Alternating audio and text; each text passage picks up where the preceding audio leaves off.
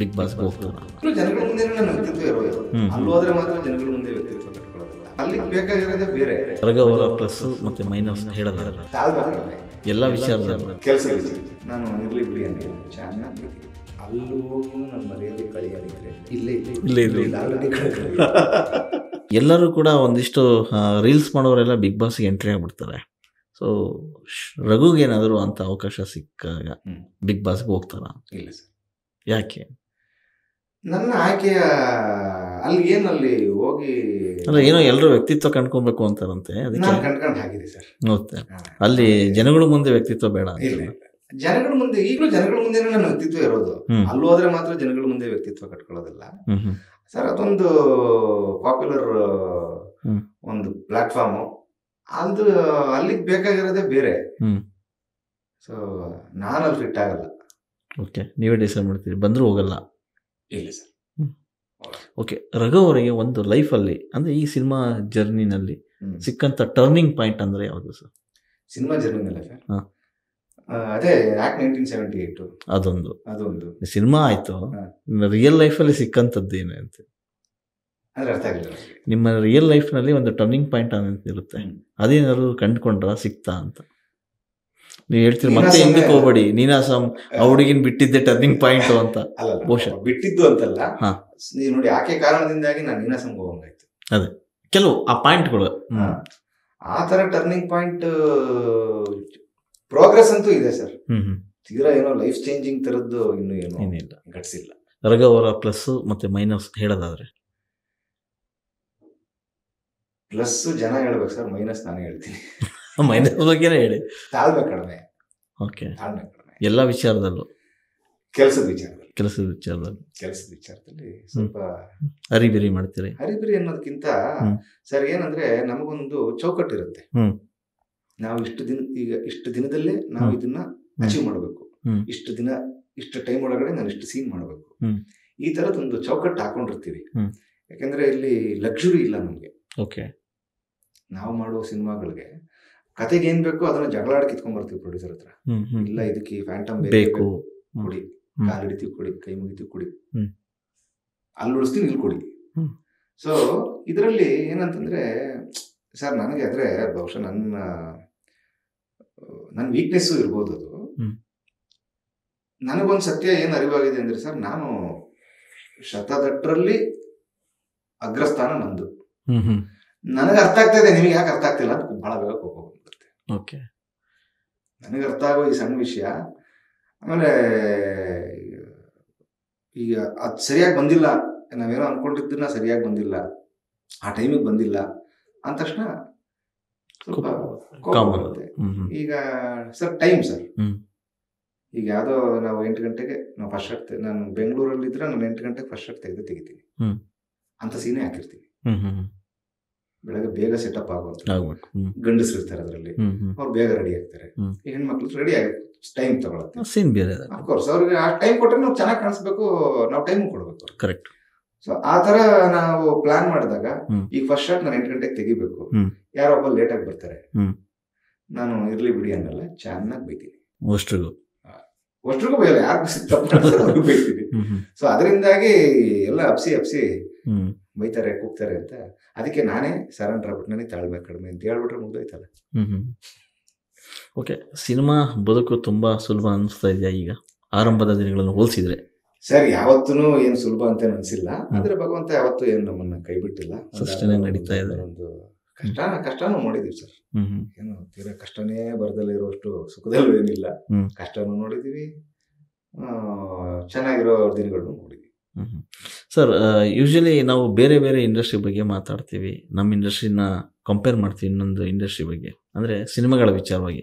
ಈಗ ನಿಮಗೆ as of ನಾವು ಗೊತ್ತಿರೋ ಹಾಗೆ ಕನ್ನಡ ಇಂಡಸ್ಟ್ರಿ ಹೇಗಿದೆ ಈಗ? ಮಾರುಕಟ್ಟೆ ವಿಸ್ತಾರವಾಗಿ ಆಗಿರ್ಬೋದು ಅಥವಾ ಕಂಟೆಂಟ್ ವಿಷಯವಾಗಿ ಆಗಿರ್ಬೋದು. ಸರ್, ಯಾವತ್ತಿನ ಕಾಲದಿಂದನೂ ಕನ್ನಡ ಇಂಡಸ್ಟ್ರಿ ಅದು ಯಾವ ಲೆವೆಲ್ ಹೈಟಲ್ಲಿ ಇರಬೇಕು ಅಲ್ಲೇ ಇದೆ. ಓಕೆ ಏನು ಸರ್, ಇವಾಗ ಯಾವುದೋ ಈಗ ಇಲ್ಲಿನ ಥಿಯೇಟರ್ಗಳ ಸಂಖ್ಯೆ ಕಡಿಮೆ, ನಿಮಗೆ ಆಂಧ್ರದಲ್ಲಿರೋ ಸಂಖ್ಯೆ ಜಾಸ್ತಿ, ತಮಿಳ್ನಾಡಲ್ಲಿ ಜಾಸ್ತಿ, ಹಿಂದಿ ಎಲ್ಲ ಇಡೀ ಇಂಡಿಯಾದ ಅವರೇ. ಹೌದು. ಸೊ ಪ್ರತಿಯೊಂದು ಈಗ ಯಾಕೆ ತೆಲುಗು ಸಿನಿಮಾಗೆ ಬಜೆಟ್ ಜಾಸ್ತಿ ಸಿಕ್ತಿತ್ತು, ಅವ್ರಿಗೆ ಜಾಸ್ತಿ ಥಿಯೇಟರ್ ಇದೆ, ಜಾಸ್ತಿ ಜನ ಬರ್ತಾರೆ, ಜಾಸ್ತಿ ಜನ ಸಿನಿಮಾ ನೋಡ್ತಾರೆ. ಸೊ ಹಂಗಾಗಿ ಅವ್ರ ಬಂಡವಾಳನು ಎಕ್ಸ್ಟೆಂಡ್ ಮಾಡ್ಕೊಂಡು ಹೋಗ್ತಿದ್ರು. ಅದು ಬಿಟ್ರೆ ಇಲ್ಲಿಂದ ಹಿಂದಿಗೆ ಹೋಗಿ ಡೈರೆಕ್ಷನ್ ಮಾಡಿರೋರು ಎಷ್ಟು ಜನ ಇಲ್ಲ ಸರ್ ಡೈರೆಕ್ಟರ್ಗಳು ಅಲ್ವಾ? ಪುಟ್ಟಣ್ಣ ಕಣಗಾಲ್ ಅವ್ರು ಮಾಡಿದ್ದಾರೆ, ಕೆ ವಿ ರಾಜ್ ಅವ್ರು ಮಾಡಿದ್ದಾರೆ. ಮತ್ತೆ ಇಲ್ಲಿನ ಸಿನಿಮಾಗಳು ಎಷ್ಟು ರೀಮೇಕ್ ಆಗಿದೆ ಭಾಷೆ. ಸೊ ಇದು ಏನೋ ಇವತ್ತು ಕನ್ನಡ ಇಂಡಸ್ಟ್ರಿ ಹಿಂಗಾಯ್ತು ಅನ್ನೋದಿಲ್ಲ, ಮುಂಚೆಯಿಂದನೂ ಬೇರೆ ಬೇರೆ ಇದ್ದೆ. ಈಗ ನೋಡಿ ಸೂ ಫ್ರಮ್ ಸೋ ಎಲ್ಲ ಹೊಸ ಕಲಾವಿದರು 100 ಕೋಟಿ ಕ್ಲಬ್ 100 ಕೋಟಿ ದಾಟ್ತು ಅದರ ಕಲೆಕ್ಷನ್. ಇಲ್ಲಿ ಕಂಟೆಂಟೇ ಕಿಂಗ್ ಆಯ್ತು. ಯಾವತ್ತಿನ ಕಾಲಕ್ಕೂ ಅದೇ sir, finally content. Yes sir, ಈಗ ರಘುವರ ಮುಂದೆ ಸಿನಿಮಾಗಳು ಯಾವ್ಯಾವ ಇದಾವೆ? ಈಗ ಆಸ್ ಆಫ್ ನೀವು ಒಂದು ಸಿನಿಮಾ ಮಾಡ್ತಿದ್ದೀರಿ, ತುಂಬಾ ರಿಸ್ಕ್ ತಗೊಂಡು ಟಾಸ್ಕ್ ಅನ್ನೋ ಒಂದು ಸಿನಿಮಾ ಮಾಡಿದಿರಿ, ಅದ್ರ ಬಗ್ಗೆ ಹೇಳಿ. ಸೊ ಈಗ ಅದೇ ಡಬ್ಬಿಂಗ್ ಮುಗಿಸಿ ಇವಾಗ ಮುಂದಿನ ಪೋಸ್ಟ್ ಪ್ರೊಡಕ್ಷನ್ ಹಂತದಲ್ಲಿದೆ. ಈ ವರ್ಷದ ಕೊನೆ ನವೆಂಬರ್ ಡಿಸೆಂಬರ್ ಅಷ್ಟೊತ್ತಿಗೆ ರಿಲೀಸ್ ಮಾಡಬೇಕು ಅನ್ನೋ ಪ್ಲಾನ್ ಅಲ್ಲಿ ಇದೀವಿ. ಸೊ ಈ ಟಾಸ್ಕ್ ಸಿನಿಮಾದಲ್ಲಿ 2 ನಾಯಕ ನಟರಿದ್ದಾರೆ. ಒಬ್ರು ನನ್ನ ಈ ಹಿಂದೆ ಪೆಂಟಗನ್ ಅಂತ ನಾನು ಆಂಥಾಲಜಿ ಮಾಡಿದ್ದೆ, ಅದರಲ್ಲಿ ಲೀಡ್ ಮಾಡಿದ್ದ ಸಾಗರ್ ರಾಮ್ ಅಂತ ಅವರು. ಇನ್ನೊಬ್ರು ಭೀಮಾ ಸಿನಿಮಾದಲ್ಲಿ ಒಂದು ಕ್ಯಾರೆಕ್ಟರ್ ಮಾಡಿದ್ರು, ಈ MLA ಮಗನ್ ಕ್ಯಾರೆಕ್ಟರ್ ಜಯಸೂರ್ಯ ಅಂತ. ಅವರಿಬ್ರು ಮುಖ್ಯ ಪಾತ್ರದಲ್ಲಿ ನಟಿಸಿದ್ದಾರೆ. ಅದು ಬಿಟ್ರೆ ಅಚ್ಯುತ್ ಸರ್ ಇದ್ದಾರೆ, ಆಮೇಲೆ ಗೋಪಾಲಕೃಷ್ಣ ದೇಶಪಾಂಡೆ ಅವರಿದ್ದಾರೆ, ತನಿಷಾ ಅವರಿದ್ದಾರೆ, ಆಮೇಲೆ ಸಂಪತ್ ಅವರಿದ್ದಾರೆ. ಒಳ್ಳೆ ಟೀಮ್ ಇದೆ. ಕಿರಣ್ ನಾಯಕ್ ಅವರಿದ್ದಾರೆ. ನಾನು ಒಂದು ಇಂಪಾರ್ಟೆಂಟ್ ಕ್ಯಾರೆಕ್ಟರ್ ರೋಲ್ ಮಾಡಿದ್ದೀನಿ. ಅದು ಬಿಟ್ಟರೆ ರಿಲೀಸಿಗೆ ಒಂದಿಷ್ಟು ಸಿನಿಮಾಗಳು ಕೂಡ ರೆಡಿ ಇದೆ. ಆಕ್ಟ್ ಮಾಡಿರೋದು ಈಗ ಒಂದು ಆಲ್ಫಾ ಅಂತ ಈಗಷ್ಟೇ ಒಂದು ಸಿನಿಮಾ ಮುಗಿಸ್ದೆ. ರಿಲೀಸಿಗೆ ಈಗ ಸದ್ಯದಲ್ಲೇ 2 ಸಿನಿಮಾ ಇದೆ ಮುಂದಿನ ತಿಂಗಳೇ. ಒಂದು ರೂಂಬಾಯ್ ಅಂತ ಒಂದು ಸಿನಿಮಾ ಇದೆ, ಇನ್ನೊಂದು ಕಮಲ್ ಶ್ರೀದೇವಿ ಅಂತ ಒಂದು ಸಿನಿಮಾ ಇದೆ. 2 ಸಿನಿಮಾಗಳ ಬಗ್ಗೆ ಹೇಳೋದಾದ್ರೆ ಕಮಲ್ ಶ್ರೀದೇವಿ ಕಥೆ ಒಂದ್ ಸ್ವಲ್ಪ ಬೇರೆ ತರ ಯೋಚನೆ ಮಾಡಿದ್ದಾರೆ. ಅದರಲ್ಲಿ ಸಂಗೀತಾ ಭಟ್ ಅವ್ರ ಪಾತ್ರ ತುಂಬಾ ಚೆನ್ನಾಗಿದೆ. ಇಡೀ ಸ್ಕ್ರಿಪ್ಟ್ ಓದಿದ್ದೀನಿ ನಾನು. ಅದೊಂದು ಬೇರೆ ಪ್ಯಾಟರ್ನ್ ಅಲ್ಲಿ. ಮತ್ತೆ ಏನು ಪೊಲೀಸ್ ಭ್ರಷ್ಟ ಪೊಲೀಸ್ ಒಳ್ಳೆ ಪೊಲೀಸ್. ಓಕೆ. ಕಿಶೋರ್ ಸರ್ ಜೊತೆ ಫಸ್ಟ್ ಟೈಮ್ ಸ್ಕ್ರೀನ್ ಶೇರ್ ಮಾಡೋದು, ಕೆಲಸ ಮಾಡಿದ್ದು ಬಹಳ ಒಂದು ಬ್ಯೂಟಿಫುಲ್ ಎಕ್ಸ್ಪೀರಿಯನ್ಸ್. ಆಮೇಲೆ production house very neat team ಅದೊಂದು. ರಾಜವರ್ಧನ್ ಪ್ರೊಡಕ್ಷನ್ ಅಂಡ್ ಸಚಿನ್, ಆಮೇಲೆ ಡೈರೆಕ್ಟರ್ ಸುನೀಲ್ ಅವರು. ಸೊ ಅದೊಂದು ಬಹಳ ಒಳ್ಳೆ ಎಕ್ಸ್ಪೀರಿಯನ್ಸ್ ಆ ಸಿನಿಮಾ ಜೊತೆ ಕೆಲಸ ಮಾಡಿತ್ತು. ಅಂಡ್ ರೂಂಬಾಯಿ ಅಗೈನ್ ನಮ್ಮ ಊರಿನ ಪ್ರತಿಭೆ ಲಿಖಿತ್ ತೀರ್ಥಹಳ್ಳಿ ಅವರು.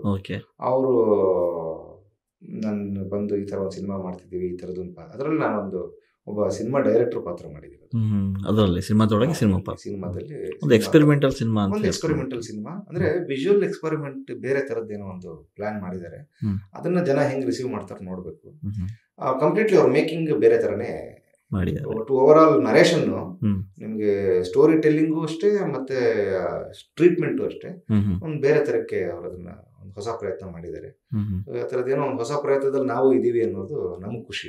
ಅದೇ ಹೊಸಬ್ರ ಜೊತೆ ಕೆಲಸ ಮಾಡೋದು ಏನೋ ಒಂದಿಷ್ಟು ಹೊಸ ಸ್ಥಾನಗಳು ಸಿಗ್ತಾ ಹೋಗ್ತದೆ. ಎಸ್ ಸರ್, ಕೊನೆಯದಾಗಿ ನೀವು ಇಂಡಸ್ಟ್ರಿಯಲ್ಲಿ ಇನ್ನು ಬೇರೆ ಬೇರೆ ಒಂದಿಷ್ಟು ಎಲ್ರಿಗೂ ಗೊತ್ತಿದ್ದಂಗೆ ಒಂದಿಷ್ಟು ಆಸೆಗಳು ಇರ್ತದೆ, ನನಗೆ ಆ ಡ್ರೀಮ್ ಈ ಡ್ರೀಮು ಅಂತ. ಆ ಥರದ್ದು ಏನಾದರೂ ರಘುವರಿಗೆ ಡ್ರೀಮ್ ಅನ್ನೋದೇನಾದ್ರು ಇದೆಯಾ ಅಂತ? ಇನ್ನೊಂದಷ್ಟು ಕಥೆಗಳು, ಒಂದಷ್ಟು ಕಥೆಗಳಿದೆ ರೆಡಿ ಇರುವಂಥದ್ದು. ಅದೆಲ್ಲ ಮಾಡಬೇಕು. ಆ ಎಲ್ಲ ಕಥೆಗಳನ್ನ ಒಂದು 10 ಕಥೆ ಇದೆ ನನ್ನ ಹತ್ರ. ಆ 10 ಕಥೆಗಳನ್ನು ಮಾಡಬೇಕು. ಇನ್ನೂ ಒಂದು 10 ಕಥೆಗಳನ್ನ ಹೊಸದಾಗಿ ಕೊನೆಯವರೆಗೂ ಸಿನಿಮಾ ಡೈರೆಕ್ಷನ್ನು, ಆಕ್ಟಿಂಗು ಇದನ್ನ ಮಾಡ್ಕೊಂಡಿರ್ಬೇಕು ಅನ್ನೋದೇ ಡ್ರೀಮು. ಅದು ಬಿಟ್ಟು ಯಾವ ಡ್ರೀಮು ಇಲ್ಲ. ಎಸ್ ಸರ್, ಎಲ್ಲ ಹೇಳಿದ್ರಿ, ಆದರೆ ಫ್ಯಾಮಿಲಿ ಬಗ್ಗೆ ಹೇಳಲಿಲ್ಲ. ಅಂದರೆ ಅಪ್ಪ ಅಮ್ಮ, ಅವಾಗ ನೀವು ಹೇಳಿದ್ರಿ ಸಹವಾಸ ದೋಷ ಜಾಸ್ತಿ ಇತ್ತು ನಂದು, ಅಲ್ಲಿಗೆ ಹೋಗಿದ್ದು ಒಂದು ರೀತಿ ಒಳ್ಳೇದಾಯಿತು ಅಂತೇಳಿ. ಈಗ ಅಪ್ಪ ಅಮ್ಮ ಏನಂತಾರೆ? ಸರ್, ನಾನು ನೀನಾಸಂಗೆ ಹೋಗ್ತೀನಿ ಅಂದಾಗ ನಮ್ಮ ತಂದೆ ಒಂದೇ ಮಾತು ಹೇಳಿದ್ದು, ಅಲ್ಲಿ ಹೋಗಿನೂ ನನ್ನ ಮರ್ಯಾದೆ ಕಳಿಯಂಗಿದ್ರೆ ಇಲ್ಲೇ ಇದ್ದು ಆಲ್ರೆಡಿ ಕಳೆದಿದ್ವಿ. ಓಕೆ, ಅಲ್ಲಿ ಹೋಗಿ ಏನಾದ್ರು ಉದ್ಧಾರ ಆಗೋಗಿದ್ರೆ ಹೋಗಪ್ಪ, ಒಳ್ಳೇದಾಗಲಿ. ಯೂಶಲಿ ಈ ಫೀಲ್ಡ್ಗೆ ಯಾರು ಹೋಗ್ತಾರೆ ಅಂದ್ರೆ ಯಾರು ಸಪೋರ್ಟ್ ಮಾಡಲ್ಲ, ಕಡಿಮೆ. ಈಗಿರ್ಬೋದು, ಆದ್ರೆ ಆಗ ಎಂಟ್ರಿ ಆಗ್ಲೂ ಕಡಿಮೆನೆ. ಆಗ್ಲೂ ಈ ಸ್ಟೇಬಲ್ ಇನ್ಕಮ್ ಇಲ್ವಲ್ಲ ಸರ್ ಈ ಕ್ಷೇತ್ರದಲ್ಲಿ. ಸಿನಿಮಾಗೆ ಹೋಗ್ತೀವಿ, ನಾಟಕಕ್ಕೆ ಹೋಗ್ತೀವಿ ಅಂದ್ರೆ ಯಾರು ಬಿಡ್ತಾರೆ? ಓದ್ ನೆಟ್ಟಿಗೆ ಏನಾದ್ರು ಕೆಲಸ ಇಡಿ, ತಿಂಗಳಿಗೆ ಸಂಬಳ ಬರುವಂಥದ್ದು, ಹೆಂಡತಿ ಮಕ್ಕಳು ಸಾಕು ಅಂತಾನೆ ಎಲ್ಲರೂ ಹೇಳೋದು. ಬಟ್ ನಮ್ಮ ಮನೇಲಿ ಅದೇನೋ ಗೊತ್ತಿಲ್ಲ, ನಮ್ಮ ಅಪ್ಪ ಬಿಟ್ಬಿಟ್ರು, ಆಯ್ತು ಹೋಗು ನೀನು ಅಂತ. ಅಲ್ಲಿಂದ ಬಂದ್ಮೇಲೆ ನಾವು ನಾಟಕ, ನಂದು ಪ್ರತಿ ನಾಟಕಕ್ಕೂ ನಮ್ಮ ಅಪ್ಪ ಬರೋರು ನೋಡಕ್ಕೆ. ನಿಮ್ಮ ಮನೇಲಿ ಯಾರು ಇಲ್ಲ ಈ ಬ್ಯಾಕ್ ಗ್ರೌಂಡ್? ನಾನೇ ಸಕಲ ಕಲಾವಲ್ಲಭ. ಫಸ್ಟ್ ವ್ಯಕ್ತಿ. ಓಕೆ. ನಮ್ಮಪ್ಪನಿಗೆ ಬಹಳ, ನಮ್ಮಪ್ಪನಿಗೆ ಸಂಗೀತ ಕೇಳೋದು, ಪುಸ್ತಕ ಓದೋದು, ಸಿನಿಮಾ ನೋಡೋದು ಬಹಳ ಆಸಕ್ತಿ ಇತ್ತು. ಅದೆಲ್ಲ ಜೀನ್ಸ್ ಇರ್ಬೋದೇನೋ. ಸೊ ನಮ್ಮ ತಂದೆ ಯಾವತ್ತೂ ನಮ್ಗೆ, ನಮ್ಮ ತಂದೆ ಆಗ್ಲಿ ನಮ್ಮ ತಾಯಿ ಆಗ್ಲಿ ಯಾವತ್ತೂ ನನಗೆ ಅಡ್ಡಿ ಮಾಡ್ಲಿಲ್ಲ. ಅಂಡ್ ನಮ್ಮ ನಾಟಕಗಳಿಗೆಲ್ಲ ಬಂದು ನೋಡೋರು, ಖುಷಿ ಪಡೋರು. ಸಿನಿಮಾ ಎಲ್ಲ ನೋಡಿದಾರ? ಎಲ್ಲ. ಏನಾರ ಕ್ರಿಟಿಕ್ಸ್ ಅವ್ರ ಕಡೆಯಿಂದ? ಏನಿಲ್ಲ, ಚೆನ್ನಾಗಿತ್ತು ಅಷ್ಟೇ. ಓಕೆ. ಈಗ ನೀವು ಹೇಳ್ತಾ ಇದ್ರಿ ಅಲ್ಲ, ಈಗ ತುಂಬ ಸ್ಟೇಬಲ್ ಆಗೋದು ಕಷ್ಟ ಅಂತ. ನೀವು ಹೇಳ್ಬಿಟ್ರೆ ಈಗ ಬರೋ ಹೆಂಗ್ ಸ್ಟ್ರೆಸ್ ಹಿಂಗೆ ಅಂತ. ಈಗ ಸ್ಟೇಬಲ್ ಆಗೋದು ಕಷ್ಟ ಅಂದ್ರೆ ಇಷ್ಟು ಜನ ನಿಂತಿದೀವಲ್ಲ, ಮತ್ತೆ ಹೆಂಗ್ ನಿಂತಿದೀವಿ?